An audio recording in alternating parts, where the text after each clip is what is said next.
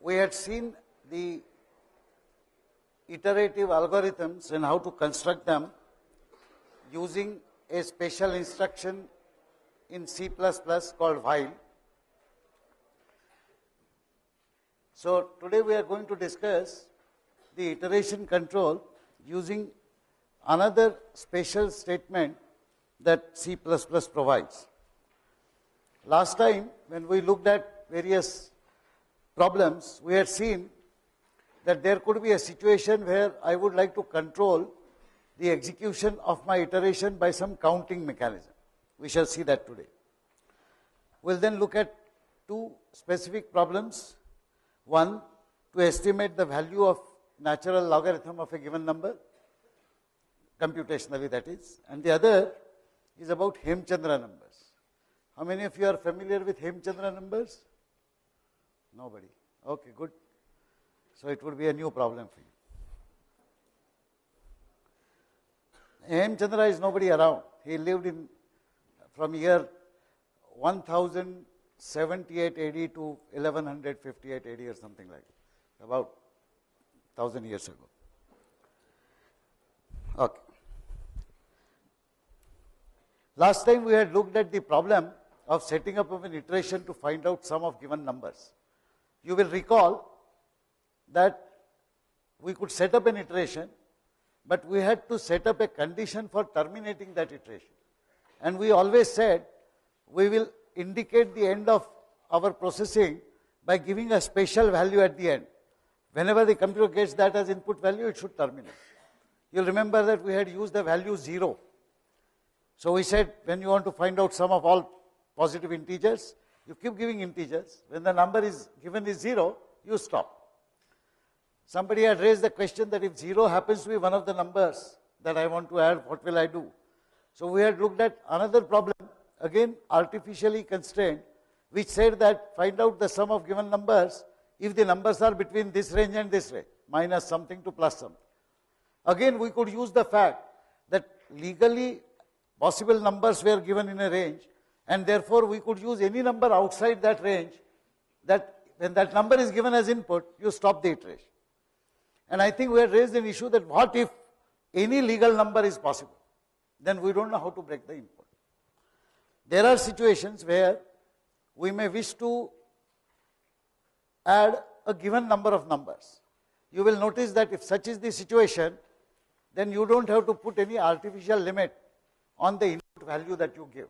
However, you suddenly have an additional burden of having to set up a counting mechanism. For example,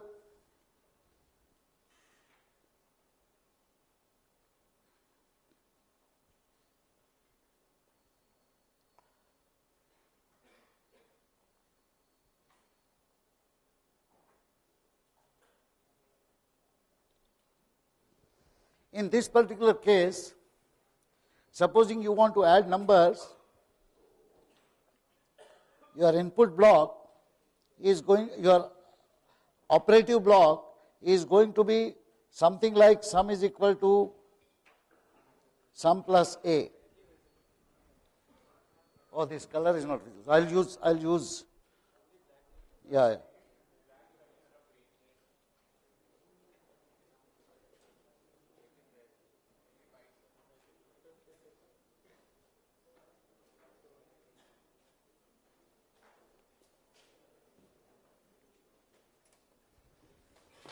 Can this be seen?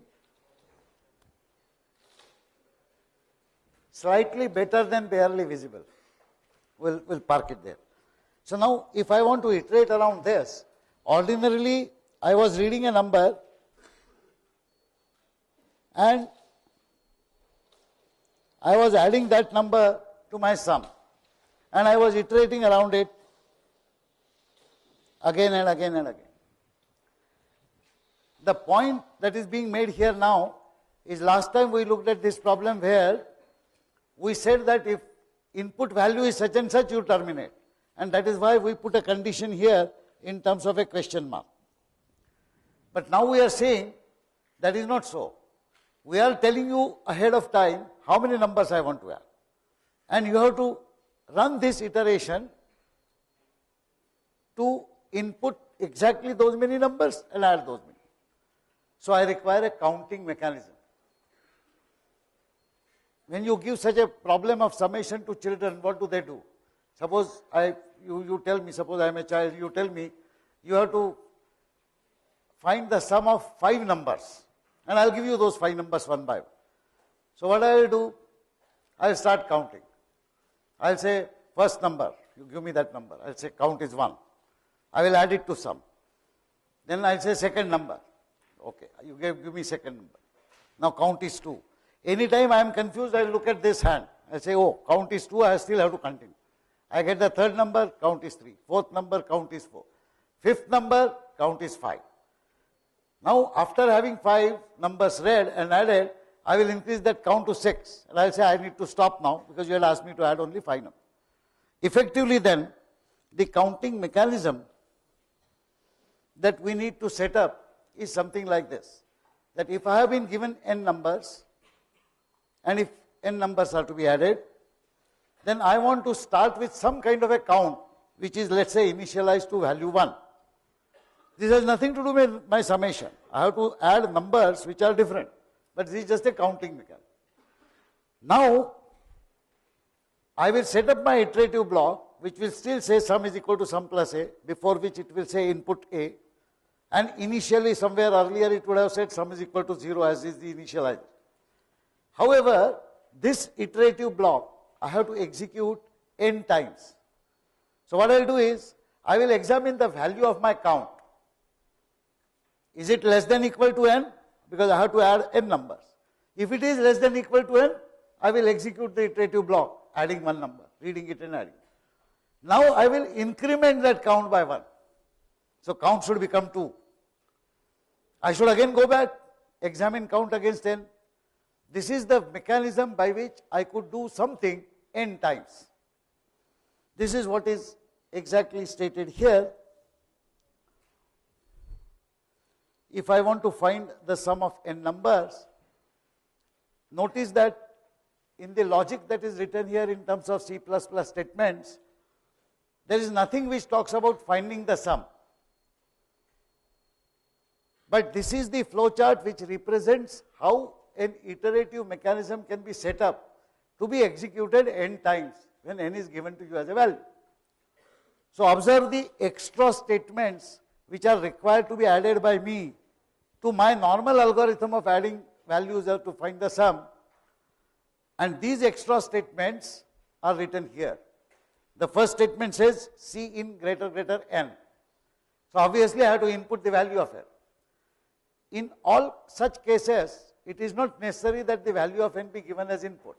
It is possible that in a large program, how many times you have to do something itself will be determined based on some previous computation. So there it may turn out to be 1357 times based on something. Now you have to do something 1357 times. You don't know that constant value. Some variable n may come up.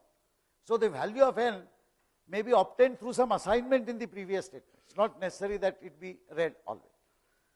But what we are saying by highlighting n is somehow n needs to be defined in our mechanism. The next one says counting mechanism. So I am using another artificial object called count.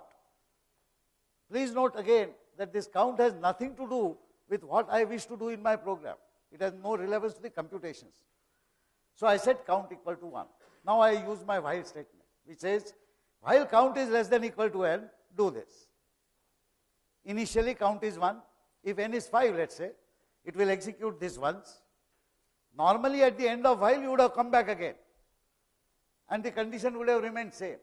Because you have to implement a counting mechanism, you must not forget to add increment count by 1 at the end of this block. It is interesting to see how many times this block will be executed. So suppose, let us write here value of count and value of n. Initially, let us say n is equal to 4. That is the value I give. Initially, count is 1. While count is less than equal to n, yes, 1 is less than equal to 4. So I will fall into this. Let me write down this by showing this. So I have executed it once. After executing it once, count will be increased to 2. So the count becomes now 2. And I go back. That is the meaning of while.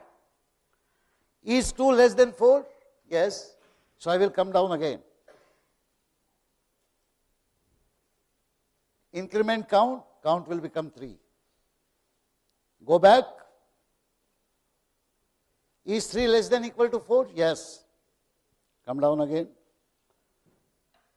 Count is equal to count plus 1, count becomes 4. Go back. Is 4 less than equal to 4? Yes, it is equal to 4. Execute this. Count will now become 5. And go back. Please note that I am going back after incrementing the count, because so far there is no checking. Checking always happens at the top of the iteration. So when this time you come to the while condition, while count less than equal to n, is 5 less than equal to 4? No. This is the time when control will stop here and will directly jump out. Is this clear how the iteration works? It's a simple mechanism. All that we have done is we have used the while condition repeat kind of control structure, but we are doing that using counting. Once we know that this has to be done, it should be obvious how we can find sum of any given n numbers. So here is the program. The program says int a and sum equal to 0. Now you have one more thing, n, number of numbers to be added, and you have still one more thing, count. Again, finding out sum of numbers, you so far required only a representation for a number, say a, and the sum. You didn't require anything else. So these are additional things which you need now. We now first ask for the number of numbers to be added. So we collect the value of n. Now we have this mechanism that we have understood. We set count equal to 1.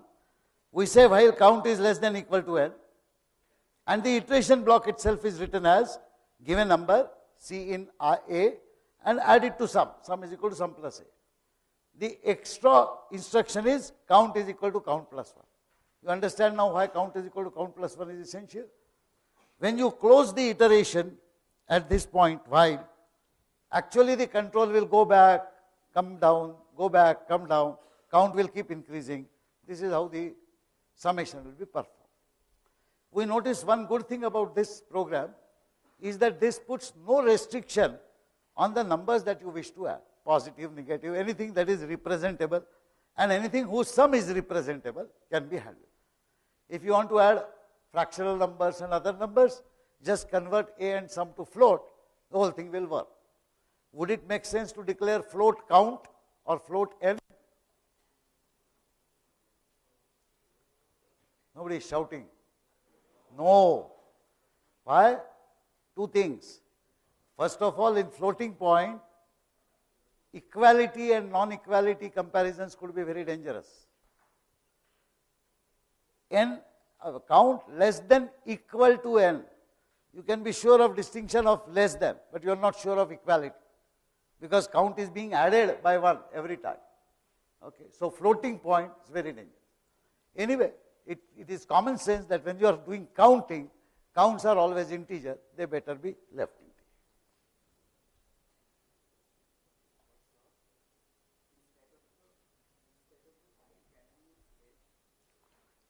Instead of while, can we use if?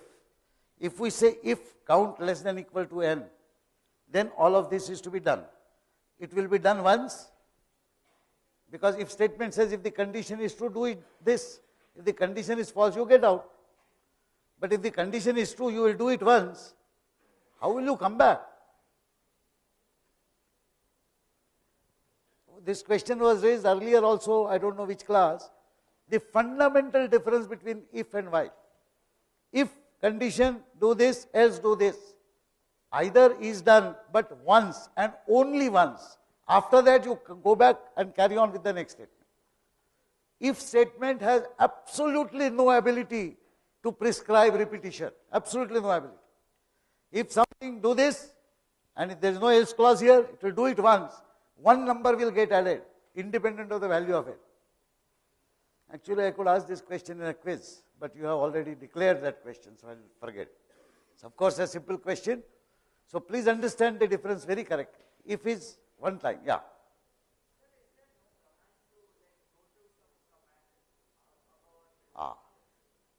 He is asking, is there no command?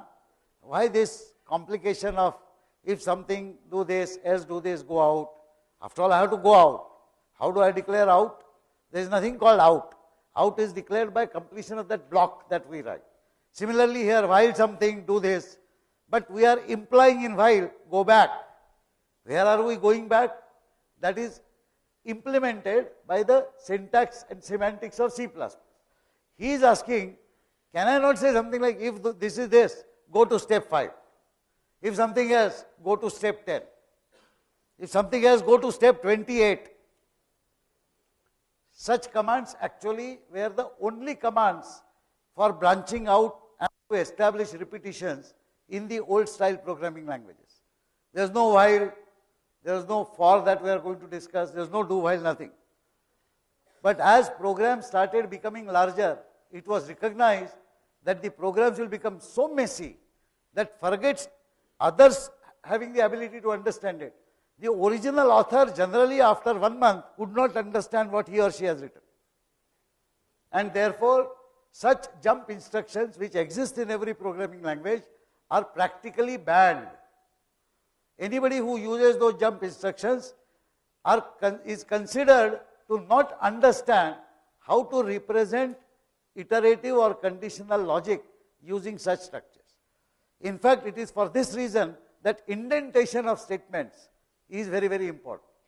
Observe here that when we write while, the while starts here and the while ends here. And all other statements are written indented a few spaces. This is our way of conveying to human readers that look, what is written inside is the block, and that block is to be iterated. If there is a while at the beginning, that block is to be executed once if there is an if at the beginning, and of course the condition is valid. Is that okay? But we shall see that command later on when we are a bit more mature. Yeah. Fine. Okay. So is this understood now, this counting mechanism? This is the program which implements the summation of n given values. This is the point. There are several computational problems which actually require you to execute certain iterative block a fixed number of times. For example, add n terms of a sequence or a series, find out the sum. Calculate average marks for students of CS 101, 467 students. I will know exactly how many students' marks I am going to input because I know the number of students. Okay. Here is another example. Problems of this kind. Calculate factorial n. What is factorial n? Factorial n is 1 into 2 into 3 into 4 up to n. Observe that in such problems, I don't even require any input value. I don't have to multiply different values which are given. I have to multiply first 1, then 2, then 3, then 4, etc., etc. Can I generate this 1, 2, 3, 4, 5? Of course I can. In fact, I am generating 1, 2, 3, 4, 5 whenever I control iteration by counting. Look at the value of count. What is count? Count is initially 1, then it becomes 2, then it becomes 3. If I could set up, sorry? Yeah, that of n. Yes, of course.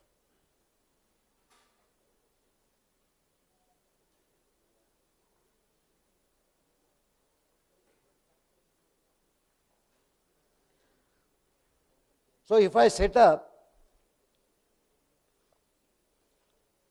something called product P as an object, I already have count.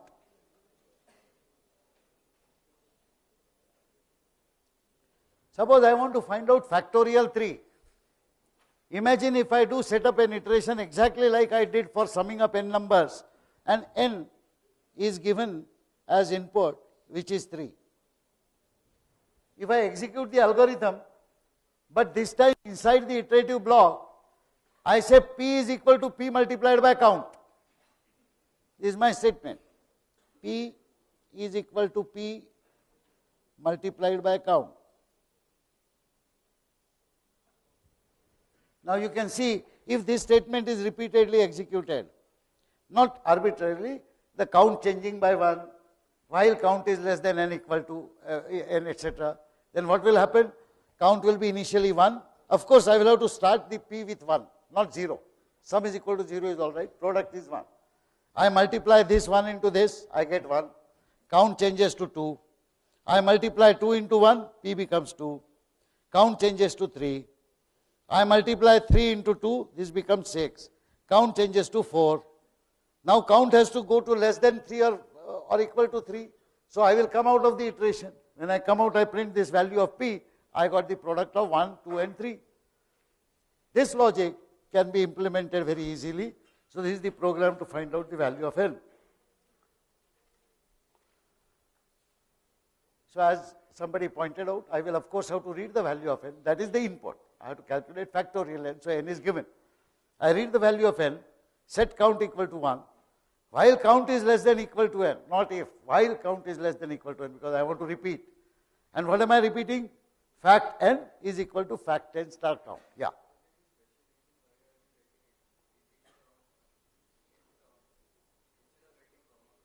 No. It is just that when I was writing this program, I forgot to declare count. When I compiled, C++ gave me 1000 galis. And then I went back to the editor and added. So that's all. So there is no other reason. It can be done. Okay. But let us look at this iteration. So are you comfortable with this fact that if I say while count less than equal to n, do this repeatedly. If n is 10, the iteration will be executed 10 times. If n is 25, the iteration will be executed 25 times. If n is 1000, the iteration will be executed 1000. And what will I get at the end? Factorial of 1000?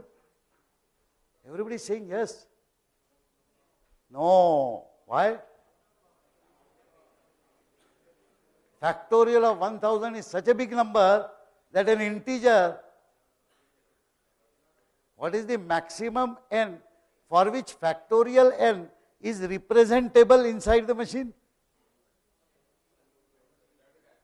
You have to calculate. But that will be limited. If you want to get the size of factorial n and you are not so much bothered about the precision, then you can declare fact n to be float and keep on multiplying. There, the exponent can go up to 130 or whatever, but the precision will be limited. You will not get it exact. This is the limitation of a computer. You have to remember this. When we consider numerical problems in greater details, this will come back to haunt us. But in general, currently, what we are studying is how to implement iterative logic. And if we are to implement an iterative logic using counting, this is what we will do. Yeah. What if he gives n equal to 0? So, factorial n is equal to 1, fact n is 1, count is 1, n is 0. While count less than equal to n, count is 1, n is 0. Is 1 less than equal to 0? No. I will come out directly, print factorial is 1. It so happens that factorial 0 is 1. But his question is pertinent. We may not always be so fortunate. So, if somebody gives a value of n, not only 0, but somebody gives a value 1000, we know that our machine is going to crack. There is invariably a phase where you validate the input values which are given. Validation is not only for correctness of those input values, but also to ascertain that those values are within the prescribed boundaries and limits of the problem that you have solved. For example, a number is to be given, marks in an exam. So marks is equal to 12.5, marks is 15.8. You can read marks. Marks is A. Somebody has written A for absent. Now what will your machine do? What will your program do? Will it convert A to some number? Will it? Yes and no. He has found out that by mistake when he gives an alphabet instead of a number, something funny happens, but the computer actually goes ahead and does some computation. He is presuming that that number is converted to floating point, which is not correct. But something happens is correct. However, is it sensible to analyze what happens? Whatever happens is not correct, because A should have been thrown out by the program. Later on we will see that in professional programs, even numerical values, when they are read as input, they are not automatically considered to be okay. Actually, character strings are read from the input stream. What Cin does, you do it yourself in your program. You examine whether everything is a number or not. So many things. Date of birth. So now date of birth would be, let us say, day, month and year. So 17/05, 1998, valid date. Okay. 51/48, 2038. First the year, 2038. Person born in 2038 had no business being here today for any analysis. And no person can be born on 51st day of the 43rd month. Obviously such input is invalid. So you will be required to examine input and validate. And whenever you get such an input, you have to throw back an error message. Sorry, this is wrong. Although it is a digression, but it is important to understand this point. Suppose I am reading in birth dates of 10,000 students who are enrolled for some competitive exam. And let us say there are 38 errors while typing. Is it all right to say that first error it comes, I stop the program? If I stop the program, the poor fellow starts after correcting that date again from the first number. And now he has correctly entered this and the next error comes. This is not how you will handle large inputs. We will have separate lectures and discussion sessions when we will discuss files, the notion of handling large bulk data, etc., etc. Again, we come back to this point. Remember the garbage in equal to garbage out theory. So if you give some garbage to the machine for computation, what you get will be a garbage. And two garbages should not be distinguished at all. Garbage is garbage. Garbage does not mean bad or smelly things as they do in English. Garbage here means values which are unknown or invalid. Unknown or invalid. Okay. Anyway, let's come back to this logic. Is this understood now? Yeah, some question? No. Okay, fine. Yeah. The same question. If the input number is negative, then since the computer is not intelligent, it will not do much except by coming out and printing the factorial of that negative number to be 1. However, any person for whom you are solving this problem, if he gives you a negative number to find the factorial of, would you not recommend that that person should go to Thana Mental Hospital? That's the whole point. We are spending a lot of time in discussing what would happen if this value is wrong, what would happen if that value is wrong. These concerns are real. But what I am telling you is, please do not waste your time at this juncture on speculating on what would happen. Because whatever happens is nonsense. All you are thinking is why that nonsense has happened. Of course that is important. In life, human beings spend a lot of time on why some nonsense has happened. Because everybody is doing some nonsense or the other something. However, machines are predictable fellows and they work reasonably when you give them reasonable values. Let's stick to that. Is that okay? Fine.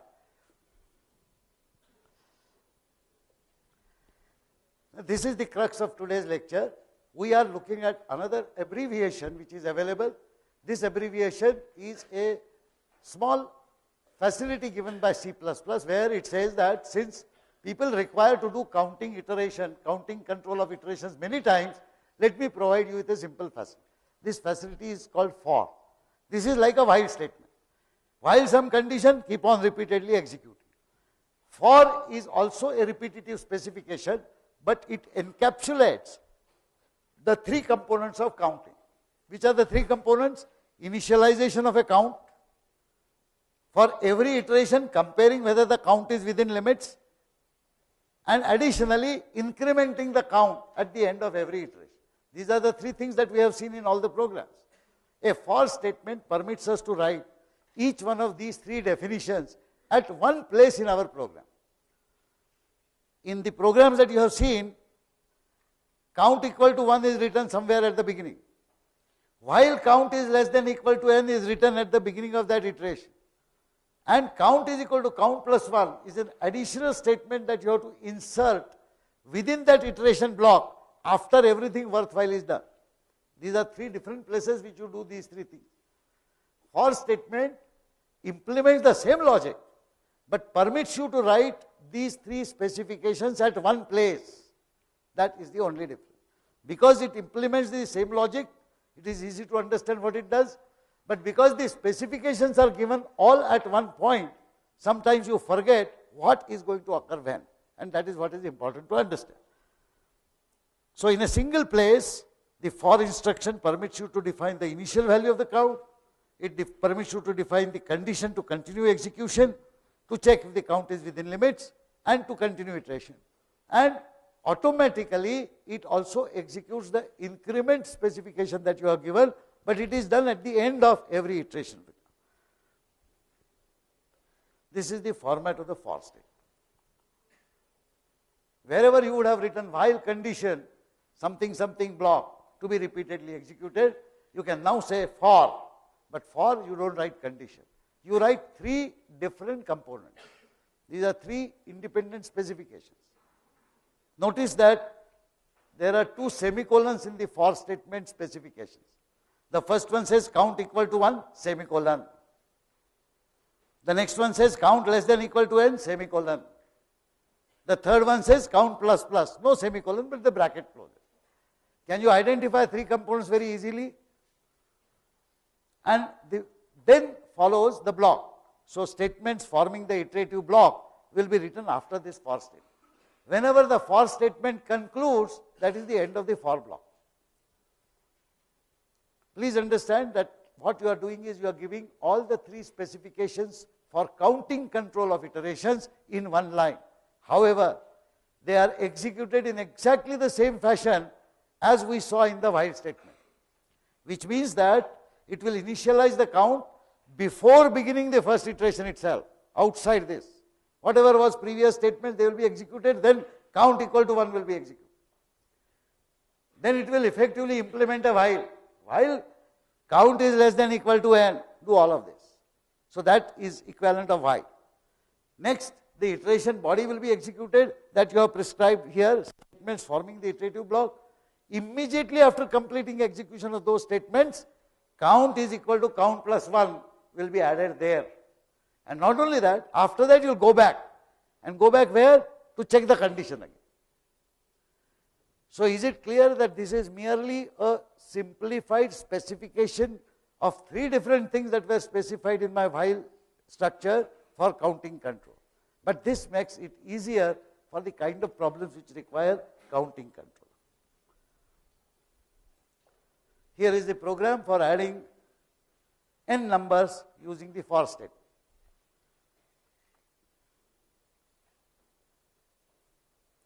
You will notice that here I have said int number comma n comma sum comma count. Are you happy now? No separate int count statement. I start with sum equal to 0, it's part of my summation process. I now ask how many numbers you want to add, input n. Now the counting mechanism is so simply indicated to C++ by a single statement. For count equal to 1, semicolon, count less than equal to n, semicolon, count plus plus, bracket close. And then the block starts. I have written that in slightly different color that may not be visible, which is written in bold. I think you can notice that for statement. Okay.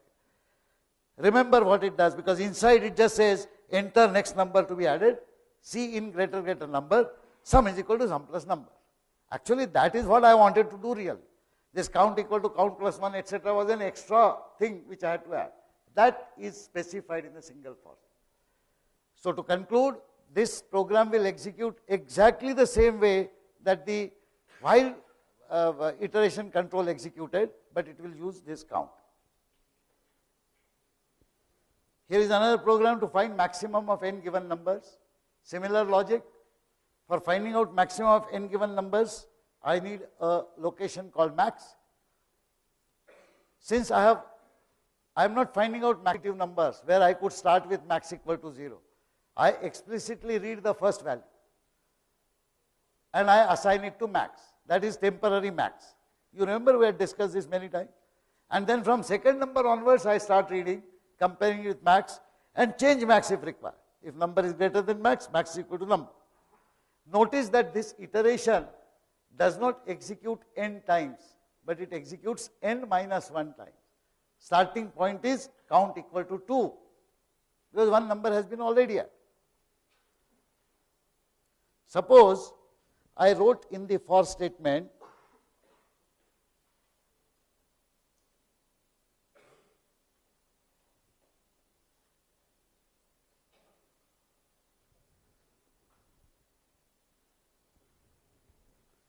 will it be wrong? This is a valid statement. Now the counting will start with minus 5. If I want to execute it n minus 1 times, what should be the condition that I should write here?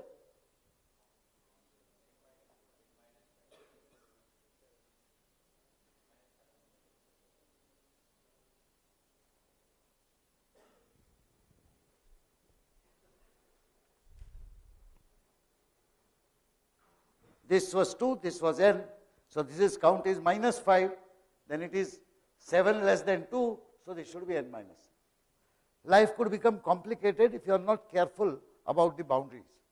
It is not uncommon to see that the for specification that you use in your program deviates by just one count. Either it does the execution one extra time or it executes the iteration one less time. So you learn to be very careful about these counts, but all such statements are valid. Of course, I have said count plus plus. Suppose instead the third statement says count is equal to count plus 10. That is also a valid statement. You can force the correct execution by appropriately changing the condition. Our friend there will be very happy who is always concerned about funny values coming out there. So you can construct such algorithms which can have funny values, but they will still execute correctly. Why I mention this? I am not suggesting you should use funny values. It is wrong. If you are doing some iteration control by counting, better execute simple count 1, 2, 3, 4, 5, 6, 7. But there are situations where initial point could be not under your control, final point will not be under your control, and you will have to execute it a certain number. Sum of n natural numbers, very much like factorial n. Notice that when I am finding out sum of n natural numbers, I don't have to read any input value. Just like in a factorial case, the count itself becomes the next natural number. So I start for I equal to 1, I less than equal to n, I equal to I plus 1. This time I am using I instead of count. We shall see I, j, k and such friends coming up in many programs in the books because they are used as index elements for arrays when we discuss them 2 weeks later. Okay. But as far as the machine is concerned, instead of count, you have given a name I. It doesn't care one hoot. So I will be initialized to 1, it will be incremented by 1, etc., etc. And you will agree that this small iteration will find the sum of first n numbers. This time n can happen to be 1000. Do you think it will work correctly?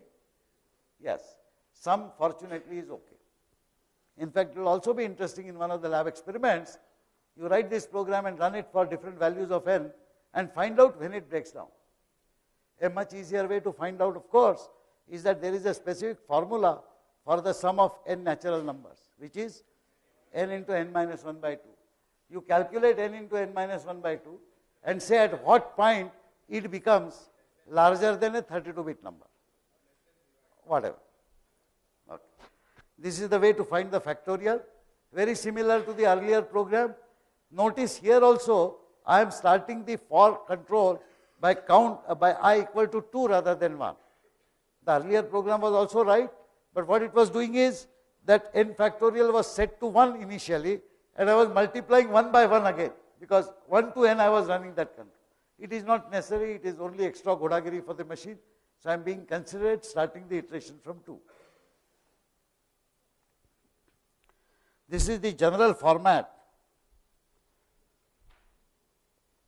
for C++. So actually the for statement is an extremely powerful statement, and therefore it is liable to be misused. If you ask me at this juncture, you better restrict the use of for statement to set up iteration control by counting, that we know.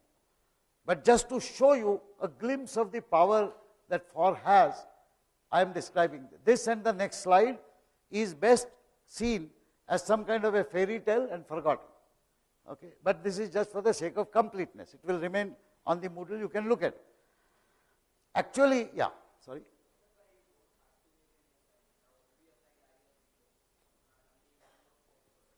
It is not a question of whether you want to or you don't want to. If you say for, the for statement has these parameters. We will see what happens if a parameter is not specified. But currently, these are the 3 parameters. What this slide shows is that these parameters can actually be doing much more than what we have simply seen in terms of counting. The first specification is actually an init group. We had seen that as count equal to 1, I equal to 1, etc., or I equal to 2, etc. It need not be a single statement. I can say I equal to 1, comma, j equal to 25, comma, x is equal to 0.005, semicolon. This is where the power of comma comes in. Comma is actually an operator in C++. It's called a separation operator. So a series of assignment statements separated by comma are considered to be one after another as a single sequence. That can be prescribed here. Condition, however, has to be one condition, because that condition determines how many times the iteration will be executed. So it is like while condition. So condition has to be 1. But again, the increment statement need not be some count equal to count plus 1. It can be an increment group, and it is only notionally called increment group.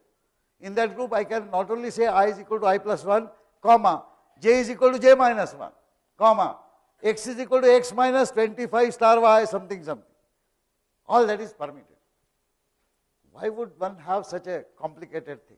Well, it is possible that you may be able to write some complex algorithms very simply by specifying most of the activities in the for statement itself.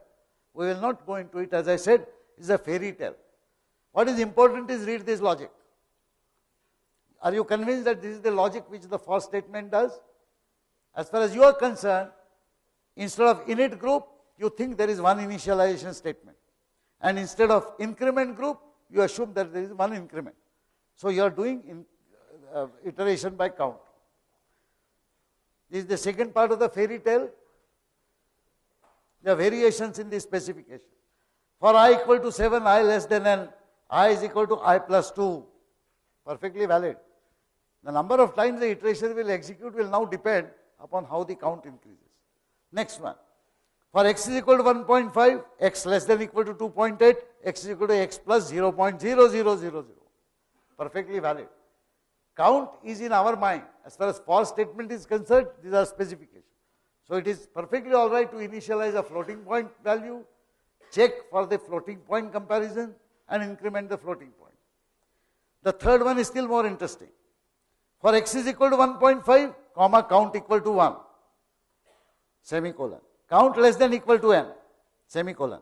X plus equal to 0.0001, comma, count plus plus. So see what this is doing. This is initializing count to 1, is also initializing x to 1.5. The iteration is set up strictly based on count, because it is checking whether count is less than equal to it. But apart from incrementing the count at the end of the iteration, it will also increment the value of x. It is permitted to do that.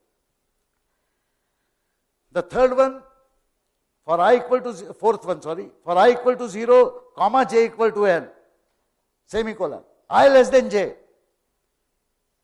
semicolon. I plus plus comma j minus minus. Suppose n is equal to 7. Can you tell me how many times this iteration will execute?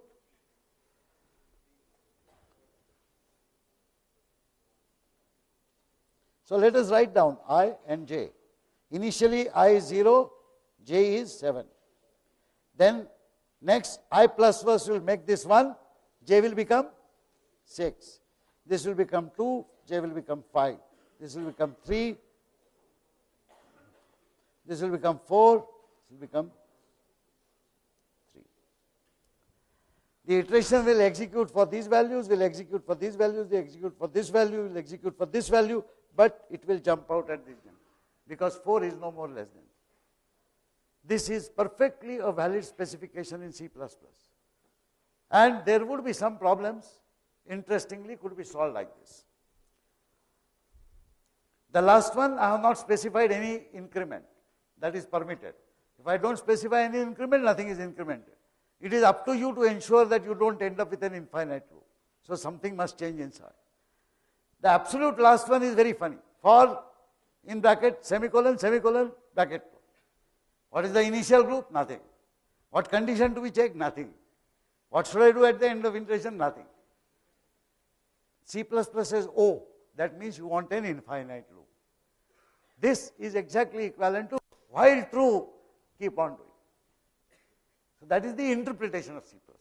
Okay. As I said, these two slides are fairy tales, interesting, but not very useful for the time being.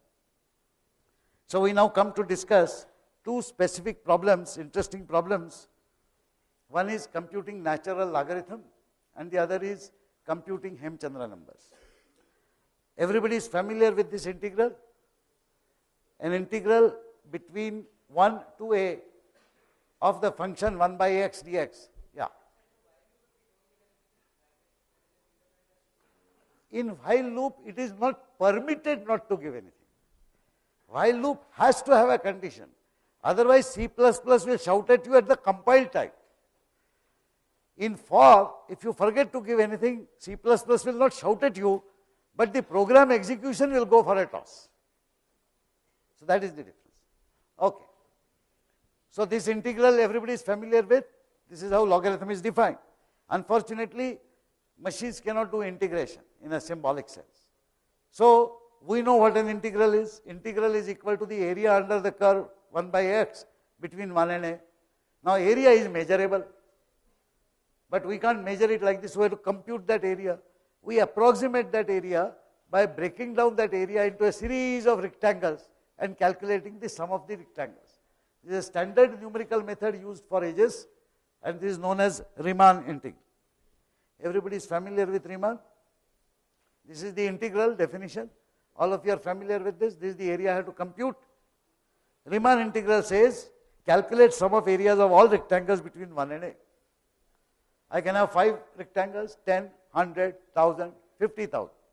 In old days when people had to compute with hand, they could not compute with too many rectangles. That would have been too much work. But we know our C++ Dumbo is very good at doing 1 million additions or whatever. We can make it work. The point is now we have to formulate an iterative mechanism to add the first area of first rectangle, second rectangle, third rectangle, nth rectangle. We notice that each rectangle has a fixed width. What is the height of the rectangle? First, there are n rectangles of equal width, W. This is agreeable. W will be equal to a minus 1 by n, where n is the number of rectangles. N can be 100, 1000, whatever. To find the height, first we find out the x coordinate of the left bottom corner of that rectangle. The x coordinate of the first rectangle is 1, of course. It starts at 1. The leftmost coordinate, lower coordinate of the second rectangle is 1 plus w. Next is 1 plus 2w. Agreed? It's common sense. So for ith rectangle, it will be 1 plus I minus 1 into w. Simple derivation, no problem. Now I got this value x. What is the height?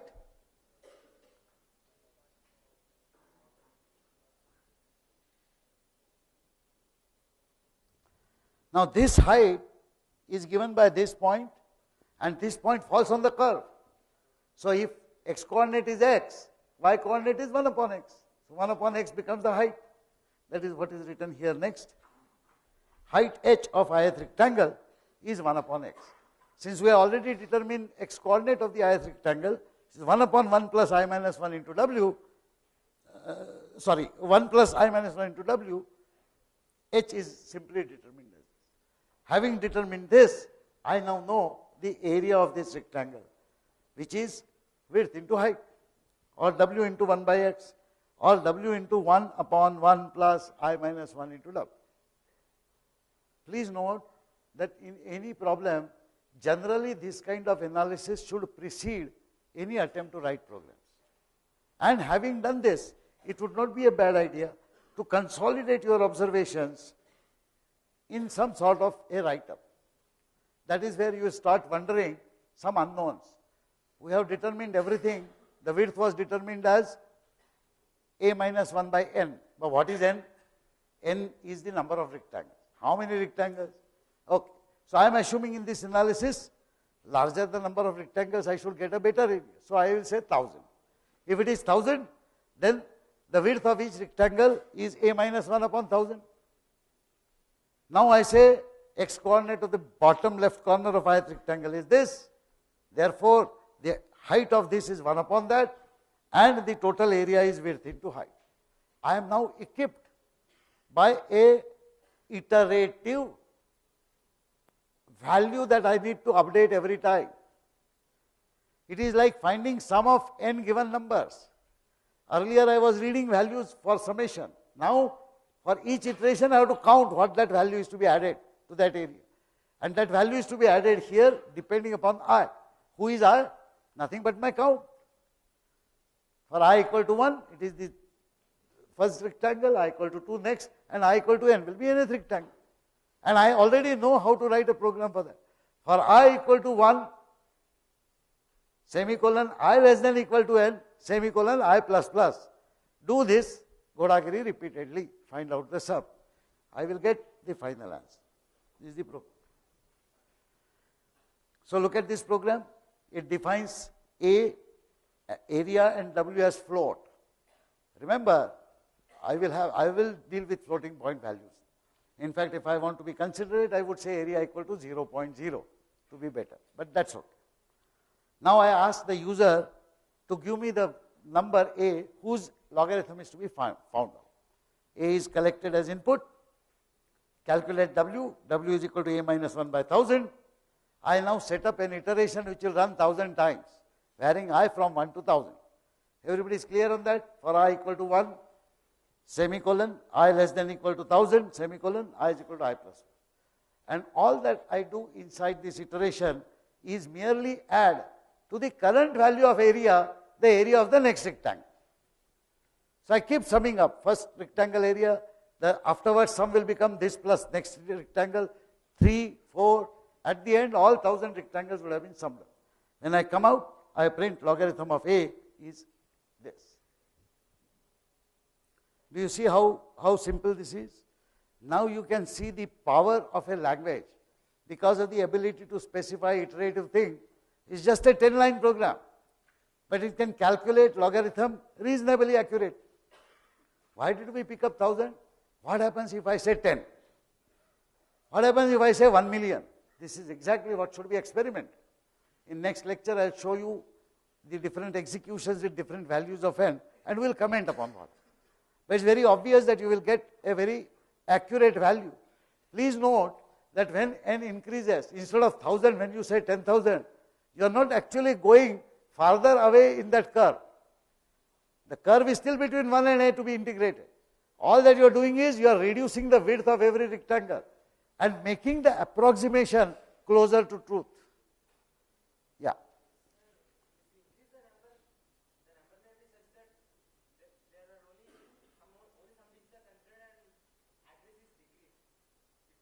It may happen. What he is pointing out is if I say 1 million, then the width of the rectangle will be 1 upon 1 million. Can 1 upon 1 million be accurately represented? The floating point mantissa is at the most 6 or 7 digits. So he is very right. I cannot arbitrarily increase the number. Fortunately, in most such cases, a much smaller number is adequate to give reasonably correct results. But yes, that point we park. What do we do when we require larger precision? We have, of course, the notion of double. Sadly, C++ compiler GCC on Ubuntu does not implement double with 8 bytes of storage for floating point. It still has 4 bytes. Yeah.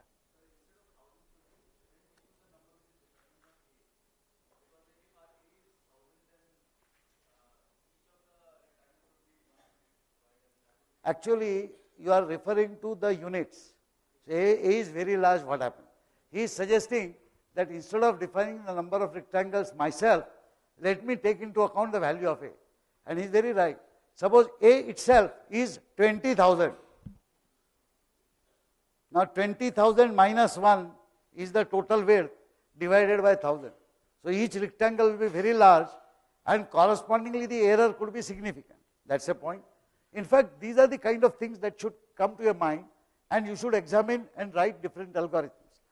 The reason I have chosen this value is the primary objective was to illustrate how to use the counting control of iterations to solve this problem. But once you have done this, the question that you raise are very legitimate. All of you should raise such questions and experiment. Last problem that we discussed today is introduction to Hemchandra numbers. None of you know Hemchandra, so let me introduce this problem by taking a very simple example. Suppose I am constructing a wall. Now wall I have to lay bricks. Let us say I have exactly 2 kinds of bricks. A short brick which is 1 foot long, a long brick which is 2 feet long. So I have 1 foot and 2 feet bricks like this. The question is, if my length of wall is 4 feet, in how many different ways can I lay a line of bricks such that the length is 4? It's not a very difficult question. I start writing the possibilities. I can construct a 4 feet long wall by putting 1 feet 4 bricks, 1, 1, 1, 1. I can put the first brick as 2 feet long, then it will be 2, 1, 1. But the 2 feet long brick can come here or there, so I can have 1, 2, 1, 1, 1, 2. And I can also have 2 bricks of 2 feet length, so I will have 2 and 2. These are all possibilities. This is a standard combinatorial problem, combinatorics and permutations. Now we extend this problem and say, okay, this is all right. 4 feet long bricks, a wall, I will construct like this. What if my wall was 3 feet long? What if my wall was 5 feet long? I have written down all possible combinations in these cases in the next slide. If I have a 3 feet long wall, then I can have either 3 bricks of 1 foot each, 1 brick of 2 feet, and 1 brick of 1 foot. And finally, 1 brick of 1 foot and another brick of 2 feet. These are the 3 possible. For 4 feet wall, we have already written down. For 5 feet wall, I have some added possibility. Notice what I have done while writing the 5 feet wall. I have written down all the combinations of the 4 feet wall and added 1 brick to it. Obviously, if I had the possible combinations for a 4 feet length, then by adding 1 foot brick, 1 short brick to each one of those combinations, I will definitely get 5 feet. I got those. But I have got something extra. It is interesting to see what is the relationship between the number of ways that are possible to construct the 5 feet brick wall, a 5 feet long wall, versus the other legs. First, consider the relationship between the possibilities in 3 feet wall and between the 4 feet wall. Notice that each possible way of constructing a 3 feet wall, if you add 1 short brick to it, it will become 4 feet long. So all of them appear there with 1, 1, 1 added. There are some additional combinations there, we don't know what they are. Now look at the 5 feet wall. In the 5 feet wall, we have all the 4 feet wall combinations by the same logic. If I add 1 short brick to every possibility of 4 feet wall, I will get a 5 feet wall. So all of those possibilities are there. What is interesting to note is that the remaining 3 combinations that are written here under 5 feet wall, they come from where? Obviously, if I want to construct a 5 feet wall, and if I already found out how many ways I can construct a 3 feet wall, 3 plus 2 is 5. So adding 2 feet long brick, to each combination of 3 feet wall, I will get possible ways. So that means all of them are reflected here. So effectively the possibilities for 5 feet wall is nothing but the total number of possibilities for 4 feet wall with 1 small brick added, and number of possibilities for adding 3 feet wall with 2 feet brick added. This is the introduction. The Hemchandra's actual problem was a poetic meter problem. Poetic meter is actually made of short and long syllables. Okay. So this is an example. Some of you might have read this poem in your young days, Ya Kundendu Tusharahara Davla. This is a chanda called Chardul Vikridit. It has a fixed number of short and long beats that should come. This is the explanation. The Hemchandra's actual problem was related to musical notes. He came up with this question that if I am designing a poetic meter with 8 beats, then in how many different ways can I construct this poetic meter? Beat can be long or short. So what are the different possible ways? And his answer was very interesting. He said by method of Pingal. Pingal was a mathematician cum philosopher who lived in 200 years before Christ. Hemchandra lived in from 1078 to 1100 something, as I told you. So Hemchandra says that Pingal had said some 1000 years ago that it is adequate to observe the last beat is long or short. It was a very cryptic sutra that Pingal had written. You observe the last beat is long or short, and you can find out how many classes are there. Using that, Hemchandra discovered what we just explained. And he says that this is the solution, but the idea came from Pingal. The last 3 lines are not written by me, last 2 lines, they are written by Professor Ranade, who actually constructed this example a few years ago. And the last 2 lines are extremely important for every aspiring professional. A, copy if necessary and if permitted. So by all means, copy and learn from friends, from books. But if not permitted, such as examinations, submissions, don't do it. Okay. But by all means do that, because that is how knowledge grows. Last line, always give credit. Hemchandra gives credit to Pingal and comes up with this fantastic solution. An 8-bit pattern can be made by 7-bit pattern, add a short bit, or 6-bit pattern, add a long bit. So the total number of 8-bit patterns is necessarily equal to the total number of possible 7-bit patterns plus total number of possible 6-bit patterns. And this he generalizes. The nth number, Hemchandra number, H8 is equal to H7 plus H6. In general, Hn is equal to Hn minus 1 plus Hn minus 2. This is called a recurrence relation. How do we evaluate H8? If we know H7 and H6. How do we know H7 and H6? To evaluate H7, you need to know H6 and H5. To evaluate H6, you need to know H5 and H4. So you can go backwards. H1 is number of patterns with 1 beat. It can only be a short beat. Long beat cannot fit there. So 1. H2, number of patterns with 2 beats. 2 short beats or 1 long beat. We now know H1 and H2. You can kick start the recursion process. Now you can calculate H3. Once you know H2 and H3, you can calculate H4 and so on and so on and so on. The recurrence relation to be solved computationally is not straightforward. Here we can use an index H1, H2, H3. Whereas for computing any nth Hemchandra number, I will calculate it in only one location. To represent this recurrence relation effectively, I will use 3 locations.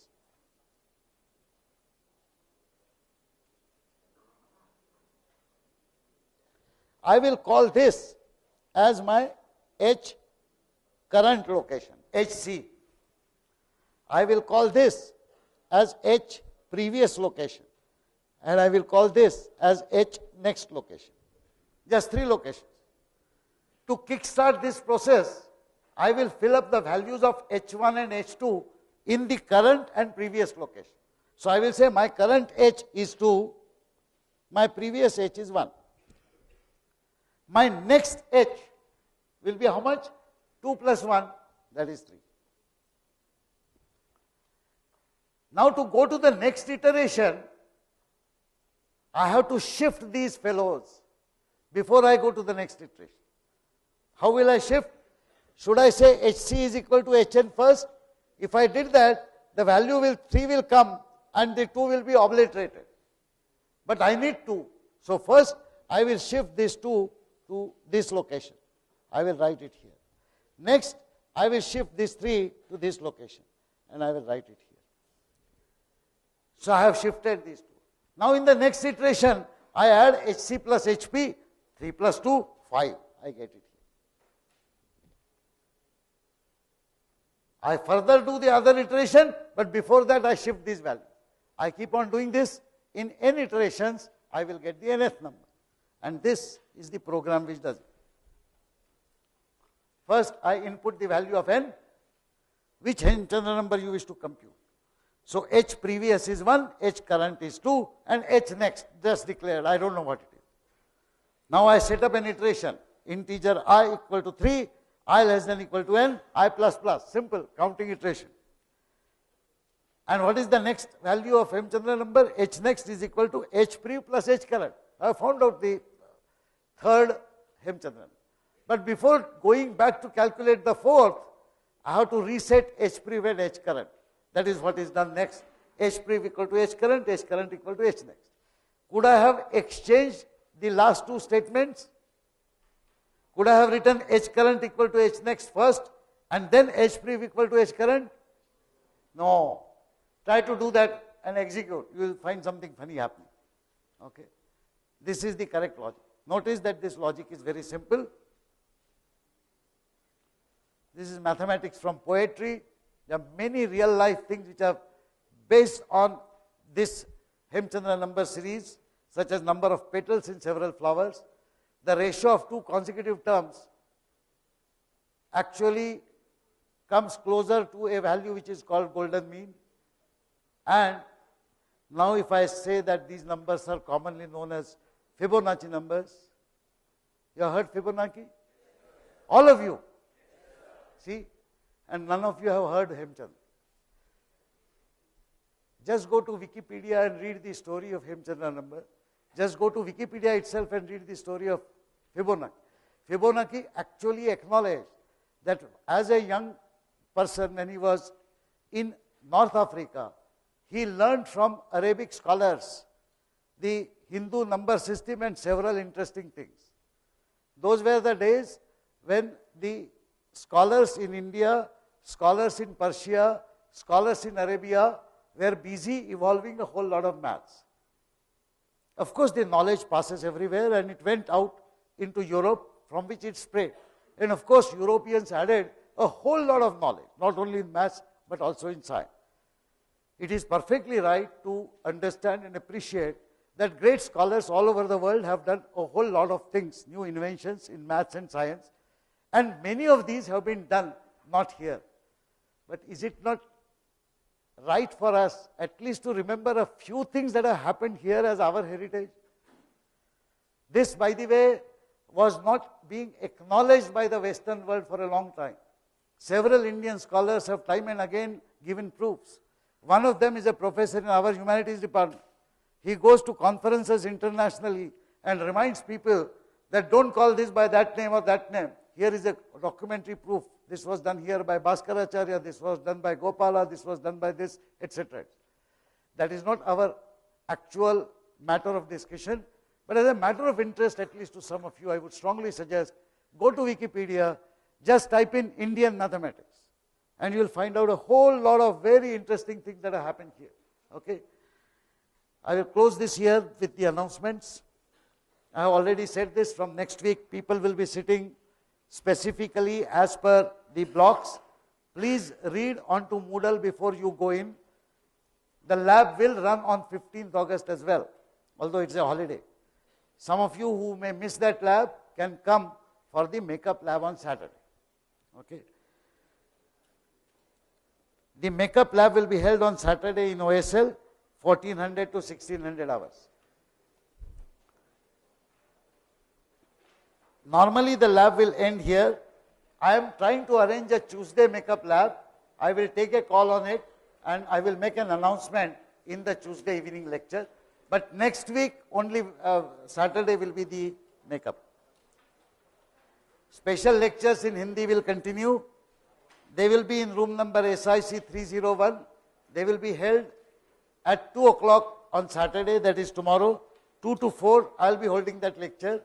My colleague and a research associate in the department, Nagesh Karmari, will engage the students from 4 o'clock to 6 o'clock in the same place for discussing any problems that they may have. He will take some additional simple problems based on what I have discussed. All of this will pertain to previous discussion, nothing new will be discussed here. So only those of you who are doing programming for the first time and have serious problems in understanding these concepts could come. Nagesh, of course, does not speak Hindi, so he will run this lecture in English, but he will be dealing with specific problems and logic and algorithms. So the natural language will not be very much relevant at that point. Okay. Thank you very much.